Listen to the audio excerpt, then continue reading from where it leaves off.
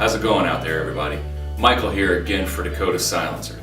Today we're going to introduce you to our brand new Varminter 4.0 for 308.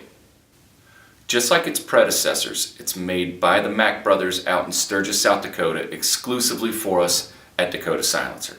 Still 100% titanium and still user serviceable, which means you can clean it yourself.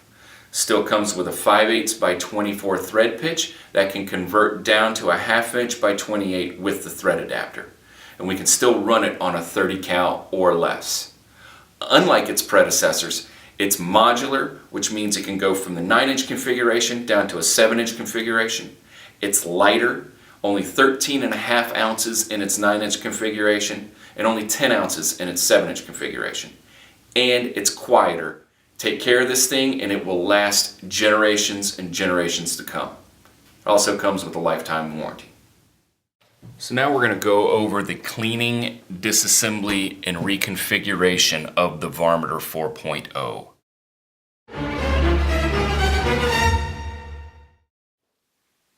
So when you take your V4 for 308 out of the box, it's going to be in its 9-inch configuration. In the box you're also going to find a little baggie that has your takedown tool and a spare O-ring.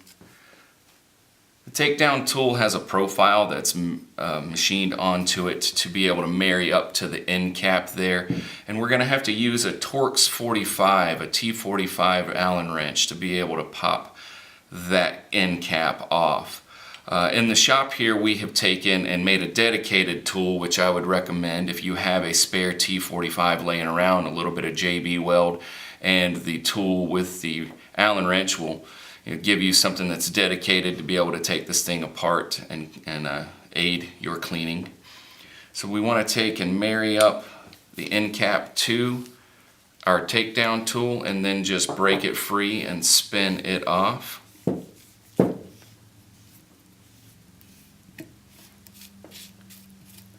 Once that end cap comes off, you can take and dump out the 2 baffles that are in the extension. To take the extension off, all we have to do is crack it free. Everything should only be hand tight. Don't ever go any tighter than just hand tight with any of these. The extension is now off and you can dump out your baffle stack. Now, quick side note here. This expansion tube will more than likely not come out again.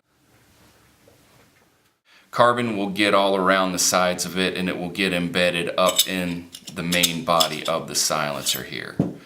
So take a good look, you may never see it again. If you can get it out, that's fantastic, but more than likely that's it. So when it comes to cleaning all of these components, you can take and soak everything here in solvent, as long as it's not caustic to paint and is not going to remove any of the paint on any of the painted surfaces.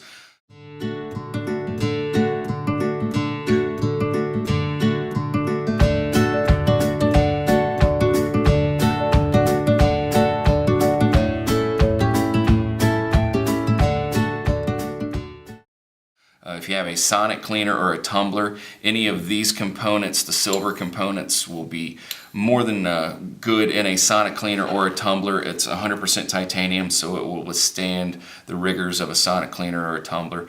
And you'll also maybe find a few tough carbon deposits on there that may need to be scrubbed off, and I would recommend a stiff bristled nylon brush over any of our brass brushes or steel brushes, because we don't want to scratch up any surfaces and give any more area for carbon to adhere to. When it comes to the extension or the main body, again, getting solvent down inside and hitting it with a stiff bristled nylon brush will get it nice and clean on the inside.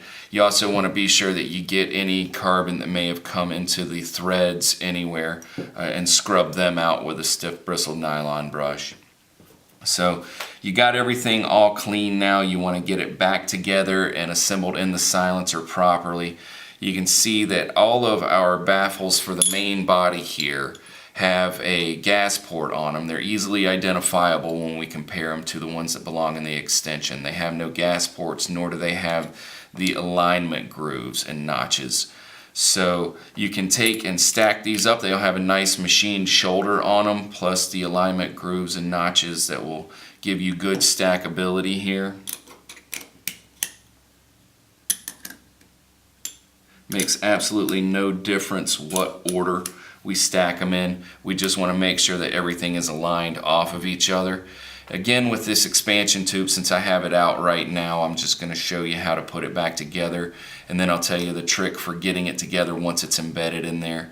This one has a notch on it that is a lot wider than the notches that are on the actual baffles.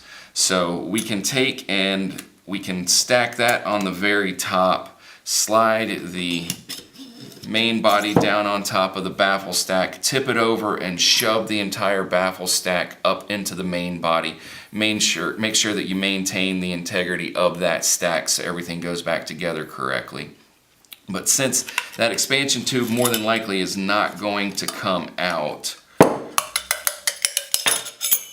let me take and show you the trick for that. The expansion tube will be down inside of the main body. So we want to take and identify where that notch is. You'll have to look down inside of the body here to identify where your notch is. Build your baffle stack up. Make sure that everything is aligned off of each other. We don't want anything all to the side like that, simply because it won't go back together properly. So make sure that everything is aligned off of each other. Identify where that groove is and do our best to align it like that. Again, you want to tip it over to maintain the integrity of the baffle stack, shove it up in there, but then we can take and spin it around a little bit to find that groove. And once we do, it should just lock into place. You can hear it click right there. That means that everything went back together properly. So at this point, if we want to put our end cap on, we can simply screw it down. We can put it in its 7-inch configuration. And if everything was done properly, we will have no exposure of that O-ring. So simply take and use the takedown tool to cinch your cap down, and boom, there we go. We got the V4 for 308 in its 7-inch configuration. But I'm going to go ahead and put it back into its 9-inch configuration here.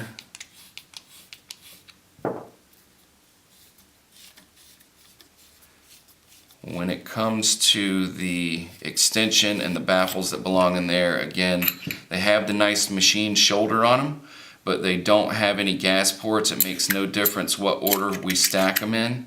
Take and drop them down with the flange going this way towards the threads like that, and then I just use my finger to shove it down in there. They don't have to, they're not going to come unstacked. So take and screw your extension on.